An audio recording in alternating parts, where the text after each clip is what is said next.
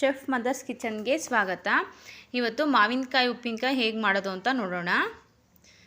ನೋಡಿ, ಹಸಿ ಮಾವಿನಕಾಯಿನ ನೀಟಾಗಿ ತೊಳ್ಕೊಂಬಿಟ್ಟು ಹಚ್ಕೋಬೇಕು. ಈ ಥರ ಸಣ್ಣ ಸಣ್ಣ ಉದ್ದಕ್ಕೆ ಹಚ್ಕೊಂಡು ಬಿಸಿಲಲ್ಲಿ ಒಣಗಿಸ್ಬೇಕು. ಒಂದಿನ ಬಿಸಿಲಲ್ಲಿ ಒಣಗಿಸೋದ್ರಿಂದ ಮಾವಿನಕಾಯಿ ಉಪ್ಪಿನಕಾಯಿ ಬೇಗ ಕೆಡೋದಿಲ್ಲ, ಚೆನ್ನಾಗೂ ಇರುತ್ತೆ. 1 ವರ್ಷ ಬೇಕಾದ್ರೂ ಇಟ್ಕೋಬೋದು. ಹಸಿ ಉಪ್ಪಿನಕಾಯಿ ಆದರೆ ಜಾಸ್ತಿ ದಿನ ಇರೋಲ್ಲ. ಹಾಗಾಗಿ ಈ ಥರ ಉದ್ದುದ್ದಕ್ಕೆ ಹಚ್ಕೊಂಡು ನಾವು ಬಿಸಿಲಲ್ಲಿ ಒಣಗಿಸೋಣ. ನೋಡಿ, ಒಂದಿನ ಒಣಗಾಗಿದೆ. ಇದನ್ನು ನೀರು ಹಾಕಿ ತೊಳ್ಕೊಳ್ಳೋಣ. ಧೂಳಿರುತ್ತೆ ಸ್ವಲ್ಪ, ಹಾಗಾಗಿ ನೀರು ಹಾಕ್ಬಿಟ್ಟು ವಾಶ್ ಮಾಡ್ಕೋಬೇಕು. ಈ ಥರ ಎಲ್ಲ ವಾಶ್ ಮಾಡಿಕೊಂಡು ಒಂದು ಬಾಕ್ಸಲ್ಲಿ ಎತ್ಬಿಟ್ಟು ಹಾಕೊಳ್ಳೋಣ. ನೀರೆಲ್ಲ ನೀಟಾಗಿ ಡ್ರೈ ಆಗಿರಬೇಕು. ನೋಡಿ, ಈ ಥರ ಹಾಕೊಳ್ಳೋಣ. ಎಲ್ಲ ಹಾಕ್ಕೊಂಬಿಟ್ಟು ಇದಕ್ಕೆ ರುಚಿಗೆ ತಕ್ಕಷ್ಟು ಉಪ್ಪು, ಖಾರದ ಪುಡಿ ಎಲ್ಲ ಸೇರಿಸ್ಕೋಬೇಕಾಗುತ್ತೆ.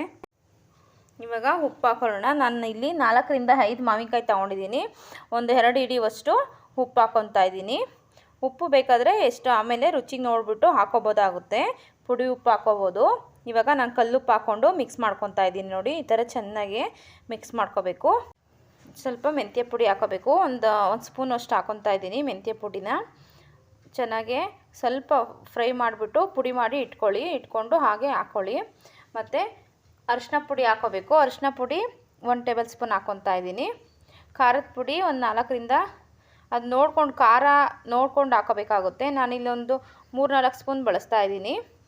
ಅದು ನೆಂದ ಮೇಲೂ ಸಮೇತ ರುಚಿ ನೋಡಿಬಿಟ್ಟು ಹಾಕೋಬೋದು. ಇವಾಗ ಬೆಳ್ಳುಳ್ಳಿ ಜಜ್ಜಿರೋ ಅಂತ ಬೆಳ್ಳುಳ್ಳಿ ಮಿಕ್ಸ್ ಮಾಡ್ಕೊತಾ ಇದ್ದೀನಿ. ಬೆಳ್ಳುಳ್ಳಿ ಎಷ್ಟು ಹಾಕ್ತಿರೋ ಅಷ್ಟು ಘಮ ಚೆನ್ನಾಗಿರುತ್ತೆ. ಈ ಥರ ಎಲ್ಲ ಮಿಕ್ಸ್ ಮಾಡಿ ಚೆನ್ನಾಗಿ ನೆನೆಯೋದಕ್ಕೆ ಬಿಡಬೇಕು. ಡೈಲಿ ಕೈ ಆಡ್ತಾ ಇರಬೇಕು. ಅದನ್ನು ಬೆಳಗ್ಗೆ ಎದ್ಬಿಟ್ಟು ಡೈಲಿ ಅದನ್ನು ತಿರುಗಿಸ್ತಾ ಇರಬೇಕು. 1-2-3 ದಿನ ಆದಮೇಲೆ ರುಚಿ ನೋಡಿಬಿಟ್ಟು ಅದಕ್ಕೆ ಇನ್ನು ಸ್ವಲ್ಪ ಖಾರದ ಪುಡಿ, ಉಪ್ಪು ಏನಾದರೂ ಸಾಲದಾಗಿದ್ದರೆ ಹಾಕ್ಕೋಬೋದು. 3ರಿಂದ 4 ದಿನ ನೆಂದಾಗಿದೆ. ಉಪ್ಪಿನಕಾಯಿ ರೆಡಿಯಾಗಿದೆ. ಉಪ್ಪು ಖಾರ ಎಲ್ಲ ನೀಟಾಗಿ ಬರ್ತಿದೆ. ನಿಮಗೆ ಈ ರೆಸಿಪಿ ಇಷ್ಟ ಆಗಿದೆ ಅಂದ್ಕೊತೀನಿ. ಲೈಕ್ ಮಾಡಿ, ಶೇರ್ ಮಾಡಿ, ಸಬ್ಸ್ಕ್ರೈಬ್ ಮಾಡಿ.